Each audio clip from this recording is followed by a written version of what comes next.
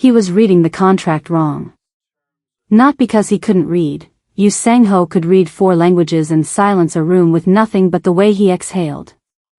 He was reading it wrong because the woman translating it for him was changing every 3rd sentence, and she had been doing it for 11 minutes straight, and I was the only person in that entire restaurant who knew it. Being black in this world of his was the one thing that could destroy everything.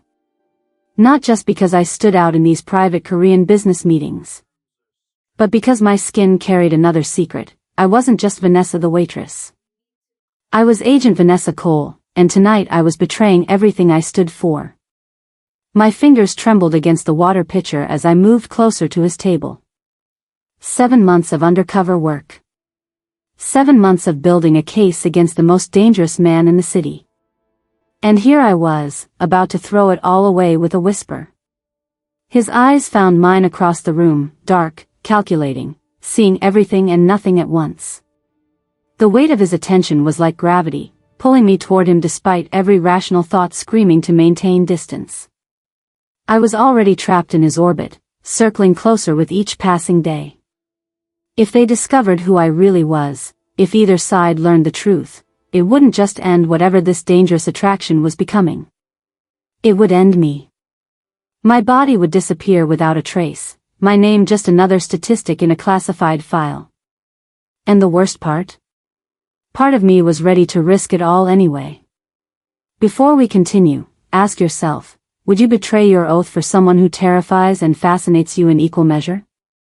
If this moral dilemma already has your heart racing, hit subscribe now and tell me in the comments where you're watching from. I'd love to hear from you. Trust me, the truth I'm about to reveal will change everything.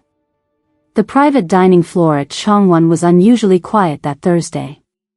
The kind of quiet that feels heavy with anticipation, like the air before lightning strikes. I had been on duty for 6 hours, but time seemed to slow when Sang-ho's reservation appeared on the system. Table 7 tonight, Derek had murmured, not meeting my eyes. Be professional. The warning in his voice wasn't for the waitress Vanessa. It was for Agent Cole. Derek was my handler, the only other undercover operative at Chongwon, and he had no idea what I was about to do. When Sang-ho entered, the room recalibrated around him. Other servers became background characters in his story. Dark suit, open collar, that tattoo climbing his neck like ink-black vines. He sat like a man who had never once questioned whether a room belonged to him. Across from him, Ji-yeon opened her leather portfolio. I'd seen her before, his translator, always composed, always measured. But tonight, something in her voice made the hairs on my neck rise. After months of language training for this assignment, I caught the discrepancies immediately. She was systematically changing liability clauses, shifting responsibility entirely to Sang-ho if the deal collapsed. I poured water, watching his hands. They were still. Too still. Like he sensed something wrong but couldn't place it. Your wine selection, sir, I said, setting down the list. His eyes flicked up to mine for the first time. Not at my face, at me. Like he was assessing something deeper than my appearance. I stepped back and tried to remember why I was here. The case. The evidence. The 3 murders linked to his organization. The drugs moving through shell companies. All the reasons I should be silent. Instead, I felt the dangerous pull of something I couldn't name. Not attraction, though there was that too, buried deep where professional ethics couldn't reach it. Something more primitive. Something like recognition. 7 minutes later, I did the unthinkable. I leaned down beside him, my lips close to his ear, and said, "Your translator is lying." The indemnity clause in Section 3, she changed the liability transfer. You'll be absorbing the full loss if the deal collapses. His entire body went still. Then, without turning, how do you know what the document says? Because I read it, I whispered, committing the first of many betrayals that night. When you left your jacket on Tuesday. The look he gave me then cracked something open inside me, something I'd kept sealed for years. It wasn't anger. It was recognition. The look of a man who had spent his life surrounded by liars suddenly encountering a truth he hadn't expected. He dismissed Ji-yeon moments later. The meeting ended abruptly. And I stood by the service station watching 7 months of investigation collapse in real time. I had just betrayed my oath. My team. My country. And the most terrifying part wasn't the betrayal itself. It was how right it felt in that moment, like every step of my life had been leading me to that whispered warning in his ear. 3 days after I betrayed my team, Sang-ho returned to Chongwon. Alone. I felt him enter before I saw him, the subtle shift in energy that his presence created. Derek appeared at my elbow without sound. He requested you specifically, he said, suspicion threading through his words. What happened at the last meeting? I kept my face neutral. Nothing unusual. The translator left early. Derek's eyes narrowed. Be careful, Cole. Remember why you're here. As if I could forget. The case files haunted my dreams, financial records, drug shipments, 3 bodies found in the harbor last year. All roads led back to Yoo Sang-ho, and I had been sent to help build an airtight case against him. Yet when I approached table 7, something inside me had already shifted. The certainty I'd carried for months had fractured.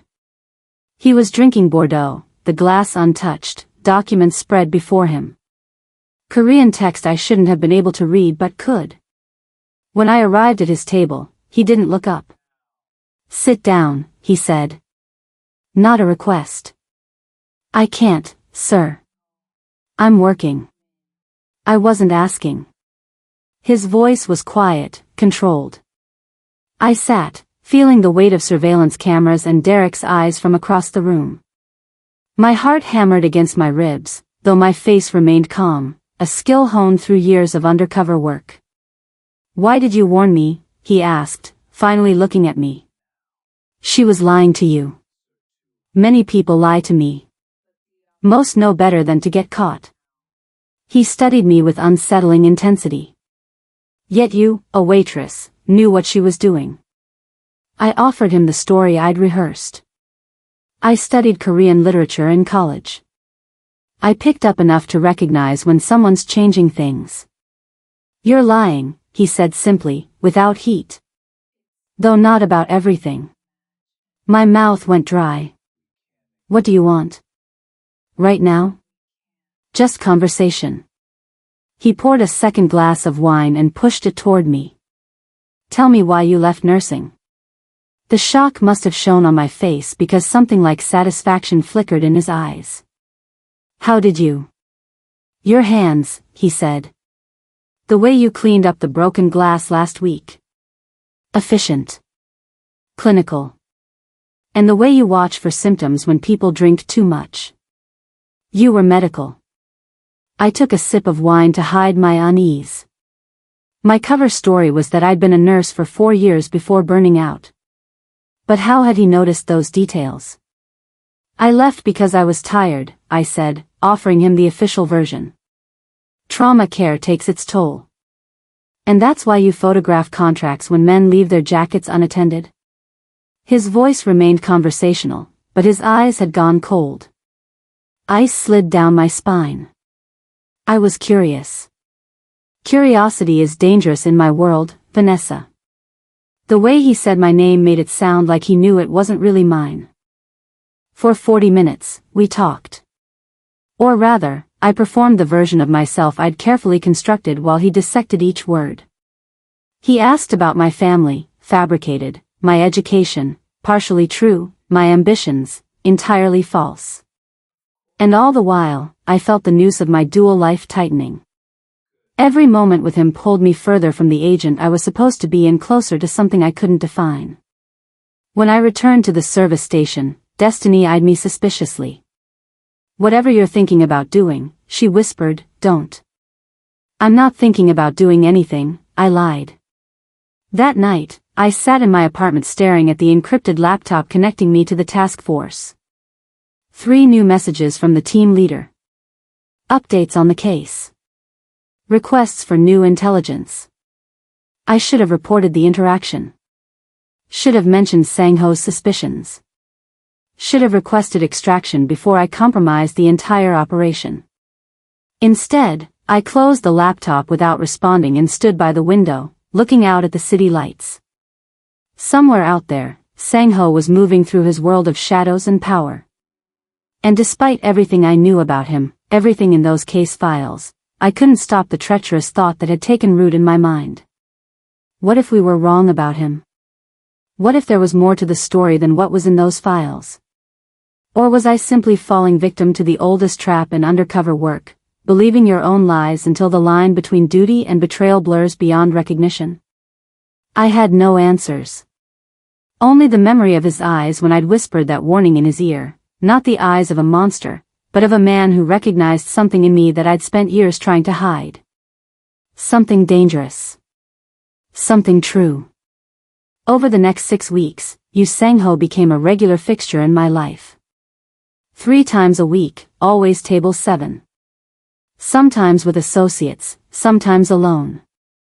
Each time, requesting my section. Our conversations evolved from careful probing to something almost comfortable. He began asking about music I liked, books I'd read, whether I thought people could truly change or just get better at pretending. "Do you believe in redemption, Vanessa?" he asked one night, the restaurant empty except for us, his Bordeaux half finished. "I want to," I said, surprising myself with the honesty. "But I think it depends on what needs redeeming." He studied me with those dark eyes. "And if the sin is living the life you were born into rather than choosing it?" The question hit too close. We were both playing parts we hadn't fully chosen. Derek was getting suspicious. "You're spending too much time at his table," he warned after Sang-ho left one evening. "Remember what happened to Martinez when he got too close to a target?" I knew the story. Martinez had gone native during an undercover operation. Ended up dead in a ditch when his true identity was discovered. "I'm doing my job," I said. Building trust. But trust was becoming dangerous. When Sang-ho left his jacket on his chair one Tuesday night, my training kicked in automatically. While he took a call outside, I slipped the contract from his inner pocket and photographed 4 pages with the microcamera disguised as a pen. Later, alone in my apartment, I stared at the images on my secure laptop. Evidence. My job. The reason I was there. So why did it feel like a betrayal now? I closed the laptop without uploading the files to the server. Just for tonight, I told myself. Just until I figured out what game Ji-yeon was playing. But the truth was simpler and more frightening. In 6 weeks of carefully measured conversations, something had shifted between us. Something neither my training nor his power had prepared us for. He was still dangerous. Still a target. Still the man linked to 3 bodies in the harbor. But he was also becoming familiar in ways that terrified me. I had requested Thursday night off. Approved by Derek 3 days earlier. I had legitimate plans, dinner with my handler from the agency to discuss exit strategies for the operation, which was nearing its conclusion. Yet at 8:30 p.m., I found myself back at Chongwon in my uniform, moving through the private dining floor like a ghost. "What are you doing here?" Destiny hissed when she spotted me. "Thought you had the night off." "Forgot something," I lied, my eyes already scanning for table 7. He was there with Ji-yeon and 2 men I recognized from the surveillance photos, high-ranking members of his organization. The contract on the table was the one I'd photographed 2 nights before. I stationed myself at the service area with a clear line of sight. Ji-yeon was speaking in low, measured Korean, translating the document paragraph by paragraph. Except she wasn't. She was systematically altering key points, liability clauses, financial obligations, legal exposure. I knew because I'd memorized that contract word for word. My hands began to sweat. This was it, the evidence we needed. Ji-yeon wasn't just a translator, she was deliberately setting Sang-ho up to take a catastrophic financial and legal fall. The kind that would destroy his organization and land him in prison for decades. This was what we wanted. What I'd been working toward for 7 months. I should have been elated. Instead, I felt sick. Before I could think it through, I was crossing the floor. I leaned down beside him, my lips close to his ear, and whispered, "Your translator is lying. The indemnity clause in Section 3, she's changing the liability transfer. You'll be absorbing the full loss if the deal collapses." He went perfectly still. "How do you know what the document says?" he asked, voice barely audible. "Because I read it," I admitted. "Tuesday, when you left your jacket." He turned to look at me then, really look, and what I saw wasn't anger. It was something that cracked my careful facade wide open. Recognition. Understanding. The look of a man who finally found something genuine in a world built on lies. He dismissed Ji-yeon moments later. The meeting ended abruptly. And I stood there, watching 7 months of investigation collapse because of my whispered warning. I had just betrayed everything. My oath. My team. Justice for those 3 bodies in the harbor. What the hell was that? Derek cornered me in the service corridor, fury in his eyes. "What did you say to him?" "Nothing important," I lied, the first of many lies I would tell my own team. "You're compromised," he hissed. "I'm pulling you out tomorrow." But even as Derek walked away, I knew I had already crossed a line I couldn't step back from. Not because I was threatened. Not because I was paid. Because in that moment of warning Sang-ho, I had made a choice that felt more honest than anything I'd done in years. The question was, what kind of person did that make me? 3 days after warning Sang-ho, I sat alone in my apartment staring at my secure laptop. The agency server connection blinked, waiting for the weekly data upload, surveillance notes, photos, recordings. 7 months of evidence against Yoo Sang-ho. My finger hovered over the delete key. This wasn't me. I'd spent 8 years building a spotless record. Agent Vanessa Cole, the Bureau's star undercover operative. I still remembered Director Marshall's words when he recruited me from the hospital trauma ward. "You've got the perfect background," he'd said. "Medical training, exceptional observational skills, and you can think fast under pressure. Plus, your ability to read people will be invaluable." What would he say now, watching me delete 17 files containing critical evidence? Files that could have put Sang-ho away for decades. Each keystroke felt like a betrayal and a liberation simultaneously. I wasn't just erasing evidence, I was erasing the certainty I'd carried about right and wrong, about who deserved justice and who delivered it. My phone rang. Unknown number. "Hello?" My voice sounded strange even to me. "Did any of it feel real to you?" Sang-ho's voice. Low, measured. My heart stopped. How did he have my personal number? What did he know? All of it, I answered before I could stop myself. The silence that followed felt like the most honest conversation we'd ever had. "There are cameras in the restaurant, Vanessa." His voice was careful, controlled. "Or should I call you Agent Cole?"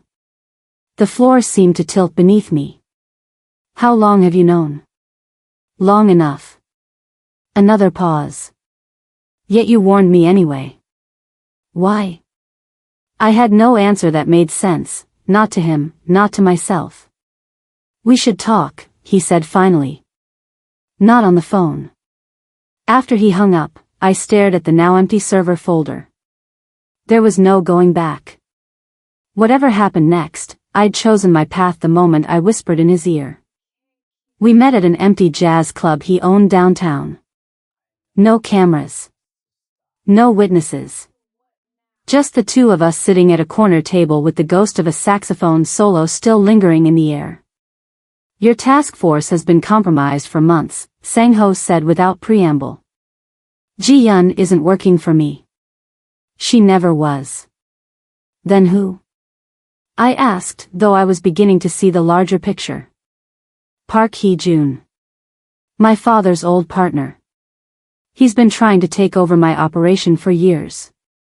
He studied me with those dark, unreadable eyes. The question is, where do you stand now, Agent Cole? I deleted the evidence, I admitted. The words hung between us, heavier than any confession I'd ever made. Everything I gathered over 7 months. Why? Such a simple question with such a complicated answer. Because the translation wasn't the only lie, I said finally. The entire case is built on false premises. Those harbor murders you're supposedly responsible for? The ballistics report was altered. I saw the original. His expression didn't change, but something in his eyes shifted.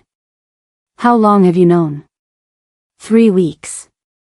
I requested the original files to verify something and noticed the discrepancies. So you've been playing both sides? No, I said, meeting his gaze directly. I've been trying to figure out which side is actually worth playing for. For the first time since I'd met him, Sang-ho smiled, a small, genuine expression that transformed his face. We have that in common, it seems. He explained then about Ji-yun, how she had been planted in his organization by Park, how the task force had been manipulated into targeting Sang-ho while the real criminal enterprise expanded unchecked. You're Director Marshal, he said carefully. Have you considered who he really reports to? The implication hit me like physical blow. You're saying the Bureau is compromised too? I'm saying nothing in this world is what it appears to be. He reached across the table, his fingers stopping just short of mine. Including us. The truth crashed over me in that moment. I could never go back. Not to my job, my old life, my certainties about right and wrong. I had stepped into a shadow world where the lines between justice and crime, protection and threat, blurred beyond recognition. Yet sitting across from this man I had hunted for months, I felt more clarity than I had in years. So what now? I asked. Now we decide what's real, he said simply. And we go from there. If you're feeling that painful twist in your gut right now, that moment where right and wrong blur into something messy and human, share your thoughts in the comments.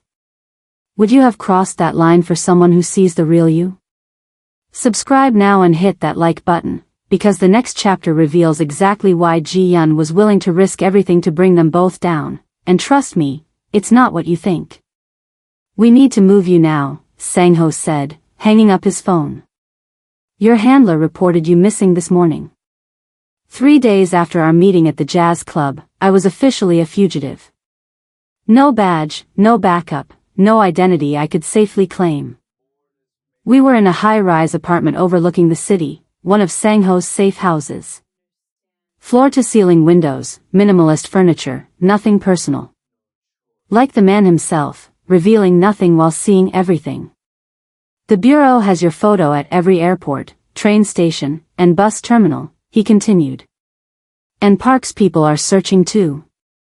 I can handle myself, I insisted, though the weight of my choice pressed down on me. 7 years of undercover work, gone. My apartment, my savings, my carefully constructed life, all of it stripped away in 72 hours. Sang-ho watched me with those unreadable eyes. This isn't your world. It is now, I replied, meeting his gaze. Unless you're planning to hand me over. Something shifted in his expression, not quite a smile, but close. If I wanted to do that, we wouldn't be having this conversation. The door opened abruptly. A man entered, tall, sharp-featured, with cold eyes that assessed me instantly. Min-ho, Sang-ho's second-in-command. He spoke rapidly in Korean, clearly forgetting, or not caring, that I understood. She's a liability, he said. Every hour she stays with us increases our risk. The Americans are already asking questions. She stays, Sang-ho replied simply. Min-ho's eyes narrowed. Because she's useful or because you're attracted to her? Because I trust her, Sang-ho said, his voice dropping to that dangerous quiet I'd come to recognize. Which is more than I can say for some others recently. The tension in the room thickened. Min-ho bowed slightly and left, but his disapproval lingered in the air between us. Later that night, Sang-ho found me on the balcony, staring at the city lights below. In Korea, he said, joining me at the railing, sharing food is intimate. More meaningful than words. I glanced at him, confused by the sudden shift. Earlier, he continued, when you pushed your plate toward me at dinner. In American culture, it's casual. In Korean culture, especially from a woman to a man, it suggests closeness. I felt heat rise to my cheeks. I didn't know. Cultural differences, he said, his shoulder now almost touching mine. They matter less than you might think. In that moment, with the city spread below us like a sea of stars, I felt the first real connection since stepping into this shadow world, not as agent and target, but as two people standing on the edge of something neither of us fully understood. Your file says you were a trauma nurse at County General, Sang-ho said the next morning, sliding a folder across the kitchen counter. My entire life reduced to government bullet points. I confirmed, not touching the file. For years in the ER. Until I saw something I shouldn't have. His eyes never left mine. Tell me. 3 gunshot victims came in one night. Gang-related, the police said. 2 died on arrival, but the 3rd was conscious enough to tell me they were undercover officers, not gang members. I took a deep breath. The next day, the medical examiner's report listed them all as drug dealers. When I questioned it, my supervisor warned me to drop it. And instead, you went to the bureau. He nodded slightly. Who recruited you to target me specifically? Director Marshall. He said your organization was tied to a corrupt network inside law enforcement. The irony wasn't lost on me. I believed him. My father was murdered when I was 19, Sang-ho said after a long silence. Not by rivals. By his partner, Park Hee-jun, who wanted control of their legitimate businesses as well as the less legitimate ones. So you took over to protect what was yours. I took over because the alternative was watching everything my family built crumble into nothing. His voice hardened. My father wasn't a good man, but he had honor. Park has none. Before I could respond, Sang-ho's phone buzzed. His expression darkened as he read the message. Ji-yeon has resurfaced, he said. She's requesting a meeting with the task force. It's a trap, I said immediately. Of course it is. He looked up at me. The question is, for whom? We sat in silence, the weight of our intertwined fates settling between us. Your bureau, my organization, both compromised, he finally said. We trust no one but each other now. Why do you trust me? I asked, the question that had burned in me for days. I spent months gathering evidence against you. Because when it mattered, you chose truth over duty. His hand moved across the counter, fingers brushing mine. And because I see you, Vanessa. The real you, not the file.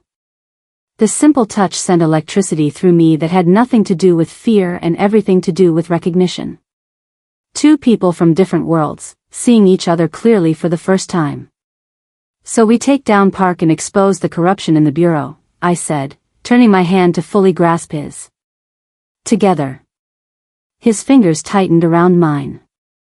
A promise. A beginning. You bring a woman to my home, and you don't warn me first?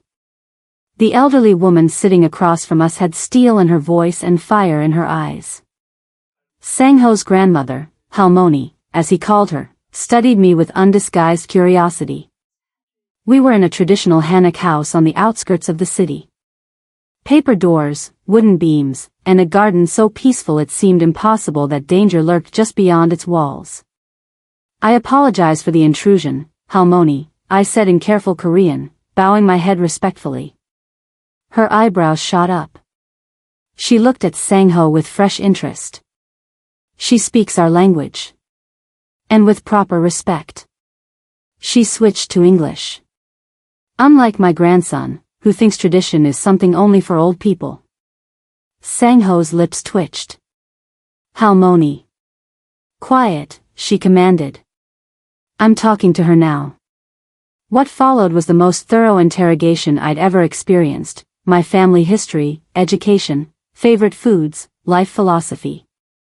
All delivered over a traditional tea ceremony. Sang-ho performed with surprising grace, his movements precise and respectful. You see, Halmoni said, noticing my surprise, he remembers the old ways when it matters. Later, she insisted I help prepare dinner. In the kitchen, she taught me how to properly season the kimchi jjigae, correcting my technique with gentle hands. My grandson carries too much darkness, she said quietly. He needs someone who isn't afraid of shadows but still remembers light. That evening, Sang-ho took me to the garden. Lanterns hung from cherry trees, casting warm pools of light across the stone path. He seemed different here, less the feared business leader, more the grandson who still honored tradition. In our culture, he explained, bringing someone to meet Halmoni is significant. And in mine, I replied, a man who respects his grandmother is a man worth knowing. He laughed then, a genuine sound I'd never heard before. When he took my hand, it felt like crossing another threshold between our worlds. She likes you, he said simply. How can you tell? She corrected your cooking. She doesn't waste time teaching people she doesn't approve of. That night, standing in the garden of his family home, I realized our worlds weren't merging, they were creating something entirely new. The peace of Halmoni's home shattered at dawn with a single phone call. Minho's voice on speakerphone, urgent and strained. They took Young-hoon. Park's men ambushed him outside the club. They're demanding a meeting. Sang-ho's face hardened into the expression I'd first seen at Chongwon: cold, calculating, dangerous. When? 2 hours. And Sang-ho, they mentioned the American woman. Said to bring her or Young-hoon dies. My blood turned to ice. They knew about me. Knew I mattered to him. It's a setup, I said after Minho hung up. Obviously. Sang-ho was already arming himself, checking a handgun before sliding it into his jacket. Which is why you're staying here with Halmoni. No, I countered. They'll kill Young-hoon whether I'm there or not. But if I am there, we might have a chance to turn this against them. This isn't your fight. It became my fight the moment I warned you about that contract. The drive to the meeting point, an abandoned warehouse by the docks, was silent and tense. I could feel Minho's disapproval radiating from the front seat, his eyes meeting mine in the rearview mirror. If she betrays us, he said in Korean to Sang-ho, I'll handle it personally. She won't, Sang-ho replied with certainty that both warmed and terrified me. Inside the warehouse, Young-hoon lay on the concrete floor, badly beaten. Blood pooled beneath him from what looked like a knife wound to his abdomen. Park stood nearby, flanked by 6 men, including Ji-yun. You brought her, Park smiled, cold and empty. How touching. Let Young-hoon go, Sang-ho demanded. Your quarrel is with me. My quarrel is with anyone who threatens my business, Park replied. Including federal agents who forget their place. I moved toward Young-hoon, hands raised. I'm a nurse. Let me help him. Stay where you are, Park commanded. He's bleeding out, I said flatly. Kill him now or let me help. Those are your options. Something in my tone must have convinced him. He nodded slightly. I knelt beside Young-hoon, using my jacket to apply pressure to the wound. I need supplies, I told Sang-ho. First aid kit from the car. As Minho left to retrieve it, I whispered to Young-hoon, when I say now, roll left. The next few minutes were chaos. Minho returned with the kit, and reinforcements who'd been waiting outside. As gunfire erupted, I pulled Young-hoon to safety behind a stack of pallets.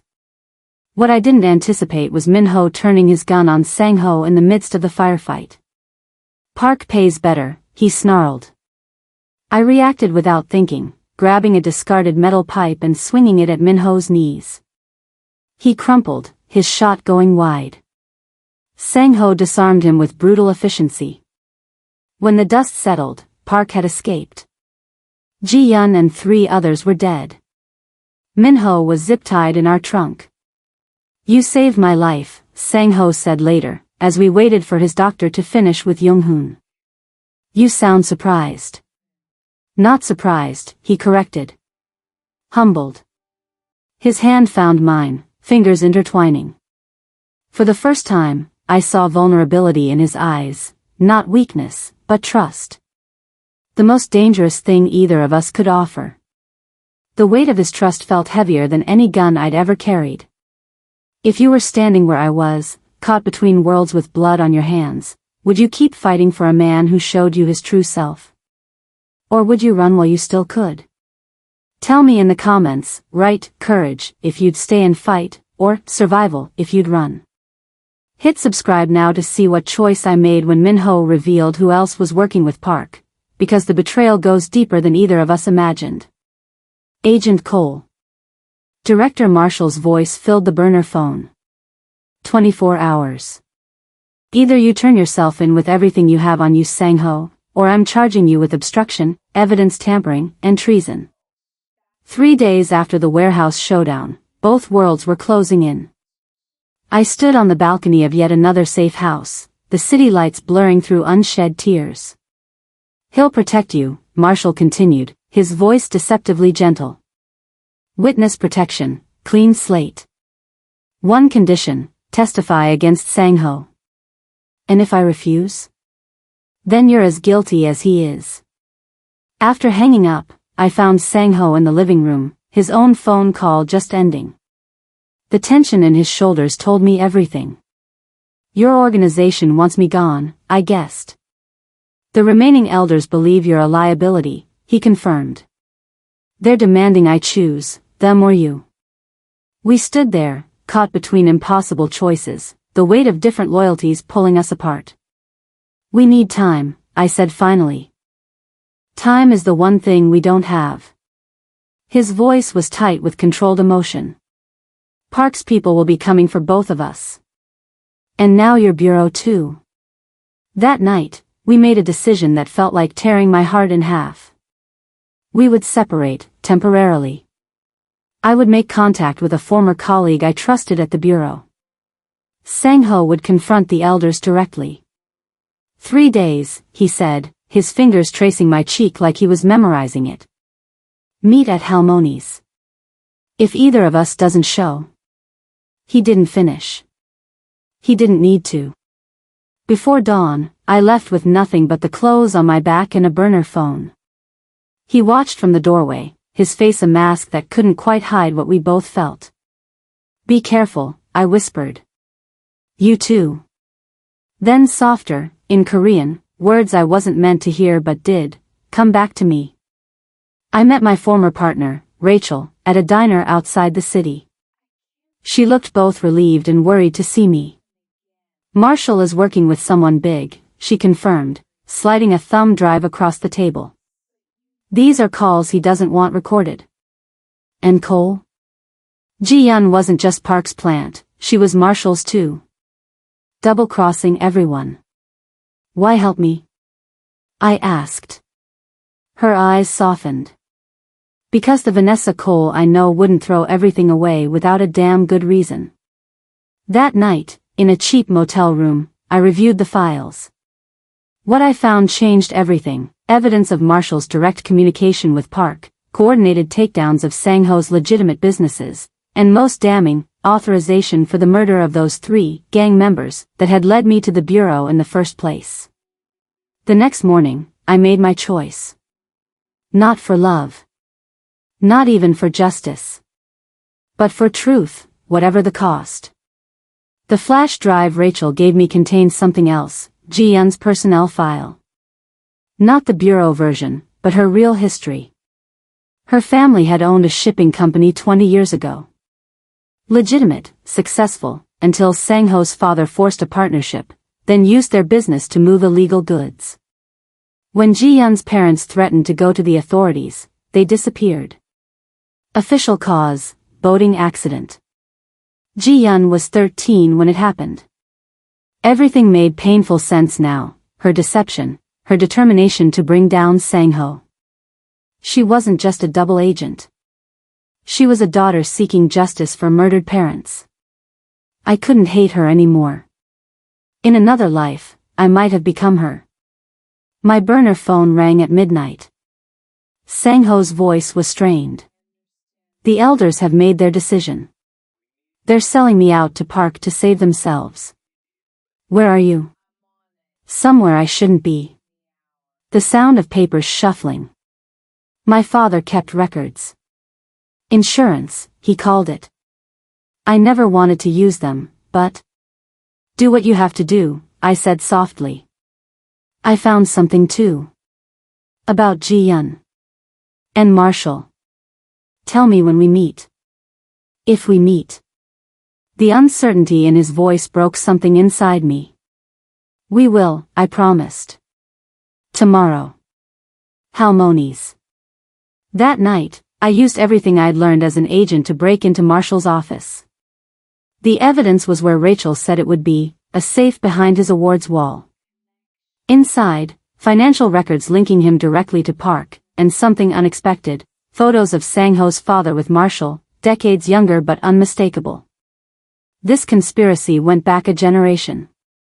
As I photographed everything, an alert pinged on Marshall's computer. A task force deployment, happening now. Target, Yoo Sang-ho, last known location, his father's old office building. My blood froze. Sang-ho was walking into a trap. I called him immediately. No answer. At that exact moment, across town, Sang-ho was discovering his own crucial evidence, his father's ledger showing Park and Marshall had worked together to murder his father, making it look like a rival hit. While I uncovered the conspiracy from one end, he was exposing it from another. Our separate paths converging on the same terrible truth. The question was whether we'd both survive long enough to use what we'd found. I drove through the night, breaking every speed limit, racing to reach Sang-ho before the task force did. The evidence from Marshall's safe burned a hole in my pocket, proof of decades of corruption, of a conspiracy that had claimed Sang-ho's father and nearly destroyed us both. Rain lashed against the windshield as I called every number I had for him. Nothing.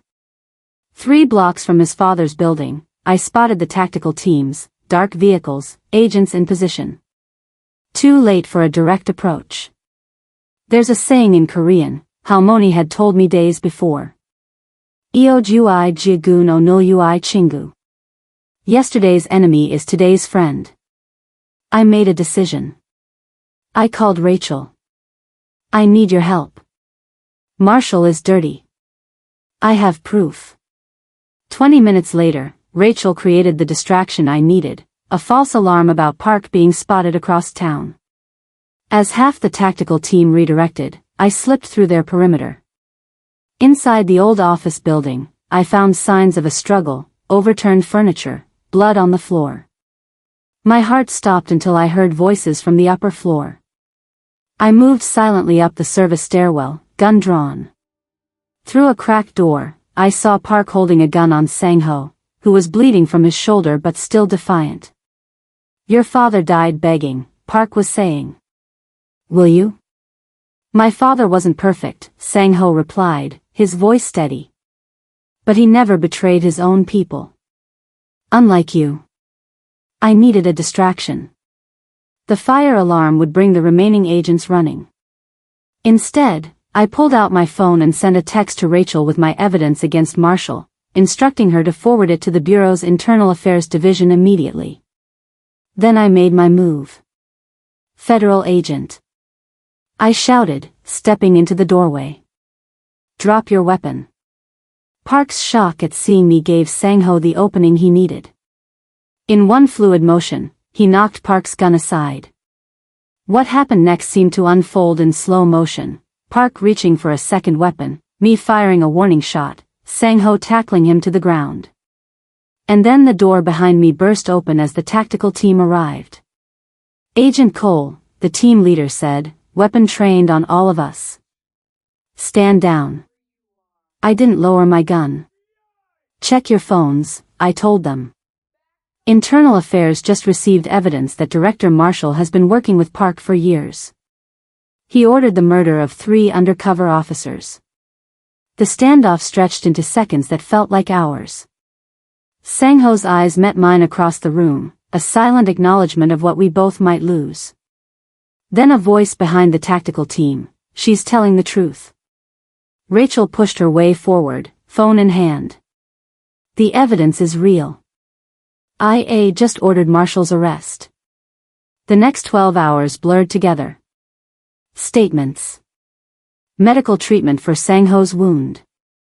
Endless questions from Internal Affairs. Park was in custody.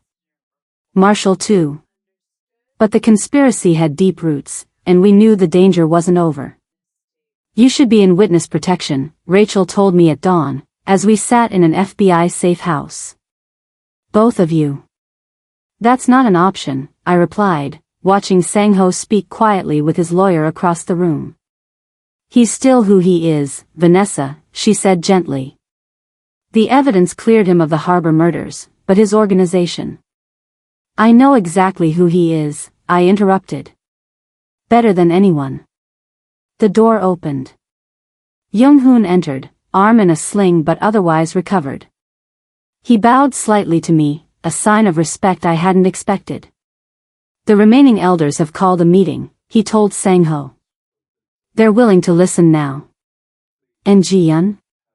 I asked. Young-hoon's expression darkened. We found her notes. She played everyone, Marshall, Park, even her own team. Her goal was always to destroy both organizations and everyone involved. Can you blame her? I asked quietly. Sang-ho approached us. The Bureau is offering you immunity in exchange for testimony against Marshall, he said to me. And you? I asked. Limited immunity for evidence against Park. His eyes held mine. It seems we've both been given second chances. The next few hours brought the final confrontation, not with guns or threats, but in a conference room where all parties converged. Bureau officials, Sang-ho's elders, Young-hoon representing their legitimate business interests, Rachel and I providing testimony. Midway through, one of the elders, a man who had opposed Sang-ho's leadership, surprisingly spoke in his favor. For 20 years, we believed a lie about how the previous leader died, he said. Yoo Sang-ho has uncovered the truth and protected our interests when others would have sacrificed them. By evening, an uneasy truce had formed. The Bureau would pursue Marshall and his corrupt network. Sang-ho's organization would transition more fully into legitimate business. And Park would face justice for decades of crimes. Outside the federal building, Sang-ho waited for me, his arm in a sling that matched Young-hoon's. What now? I asked, the question encompassing everything between us. Now we decide what's real, he said, echoing words from what felt like a lifetime ago. And we go from there. The uncertainty of our future hung between us, a former agent and a man working to transform his father's legacy. Different worlds that had crashed together through deception but might survive through truth. 6 months later, I sat in the corner office of Yoo Enterprises, watching Sang-ho read through a contract. Not because he couldn't understand it, he read 4 languages fluently now, but because trust, once broken, takes time to rebuild. So much had changed. Marshall was serving 20 years for corruption and conspiracy. Park would never see freedom again. And me? I was neither agent nor fugitive anymore. What do you think? Sang-ho asked, sliding the document across to me. A partnership agreement between his company and a community health initiative I was developing in underserved neighborhoods. I read it carefully, the habit of checking for hidden meanings now ingrained in us both. It's fair, I said finally. More than fair. His smile, still rare but genuine, warmed the room. Harmony approves, by the way. She said your kimchi jjigae has improved. We both laughed, the sound easy between us now. The weekly dinners at Harmony's had become sacred, a neutral ground where we could simply be together without the weight of our complicated histories. I saw Rachel today, I told him. The bureau officially closed my file. No more surveillance. His eyes met mine, serious again. And is that what you want? To close that chapter completely? The question went deeper than my former career. It asked about choices, about identity, about who I had become through all of this. I'm not the woman who walked into Chongwon that first night, I said slowly. And you're not exactly the man who sat at table 7. No, he agreed. We're not. He moved around the desk, taking my hands in his. The tattoo climbing his neck was partially visible above his collar, no longer a symbol of what I was fighting against, but part of the man I had chosen. In Korean tradition, he said quietly, there's a concept called inyan, how people are connected by invisible threads across time and circumstances. Some connections are meant to be, regardless of how unlikely they seem. Is that what we are? I asked. Unlikely but meant to be? We're whatever we choose to be now, he said. That's the freedom we fought for. I thought about the journey, from undercover agent to fugitive to this new identity I was still defining. From seeing him as a target to a partner to something far more complex and precious. The path forward wouldn't be simple. His world was still transforming from shadows to legitimacy. My own reputation would always carry questions. But standing there in the afternoon light, his hands warm around mine, I felt something I hadn't expected to find in all this chaos, peace. Read it again, I said, nodding toward the contract with a smile. Just to be sure. He understood the reference immediately, his eyes crinkling at the memory of where it all began. This time, he said, no translations needed. As I stood there, caught between worlds but finally at home in both, I realized some love stories aren't meant to be perfect, they're meant to be honest. Have you ever found yourself transformed by loving someone you were never supposed to understand? Share your heart with me in the comments if you've crossed boundaries for love, or tell me about your journey if you're still searching for that connection that defies all logic. Subscribe now for our next story where another unexpected couple challenges fate in ways that will make you question everything you thought you knew about love and loyalty. Tell me in the comments, would you have made the same choice as I did?